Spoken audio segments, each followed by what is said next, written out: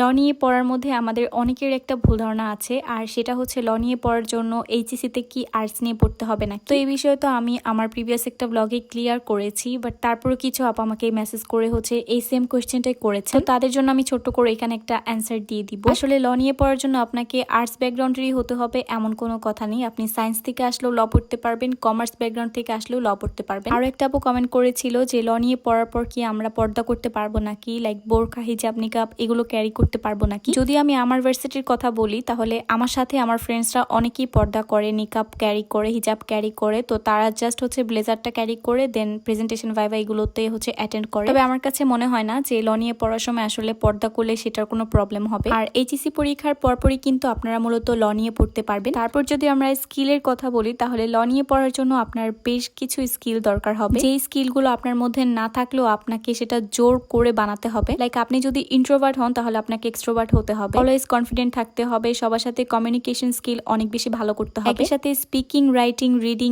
এই সবগুলো স্কিলই আপনার মধ্যে থাকতে হবে। তারপর একটা কমন কোয়েশ্চেন ছিল যে ল নিয়ে পড়লে বা এলএলবি কোর্স করলে কি পড়ার অনেক বেশি চাপ থাকে নাকি। তো বেসিক্যালি এটা সম্পূর্ণ আপনার উপর ডিপেন্ড করে যে আপনি কিভাবে আপনার পড়ালেখাটাকে মেনটেন করছেন। এখন আপনি সারা বছর না পড়ে এক্সামের আগে রাতে পড়তে চাইলে আপনার কাছে তো একটু চাপ মনে হবে। আর ল পড়ার ক্ষেত্রে আসলে এটা পসিবল না, কারণ এত পড়া থাকে যে এক্সামের আগের রাতে সে পড়ার সুযোগ আর পাওয়াই যায় না। সেই জন্য রেগুলার ভার্সিটিতে এসে ক্লাস, লেকচার এগুলো অ্যাটেন্ড করতে হয়, ভাইভা, প্রেজেন্টেশন এগুলো দিতে হয়, অ্যাসাইনমেন্ট করতে হয়। ইভেন তো বাসায় আসার পর একটা লম্বা সময় তোমাকে স্টাডির পেছনেই দিতে হবে। এনিওয়েজ, আজকে চেষ্টা করেছি অনেকগুলো কোয়েশ্চেনের অ্যান্সার দেওয়ার। আর প্লিজ আমাকে কেউ জাজ করবে না, যেহেতু আমিও রানিং এলএলবি করছি, আমার অনেক কিছু ভুল ত্রুটি হতেই পারে। রিয়েলি হোপ আজকের ভিডিওতে আপনাদের একটু হলেও হেল্প হবে, আর নেক্সট ভিডিওগুলোতে আমি বাকি কোয়েশ্চেনের অ্যান্সার দেওয়ার ট্রাই করব। So this is all about today's video. By everyone.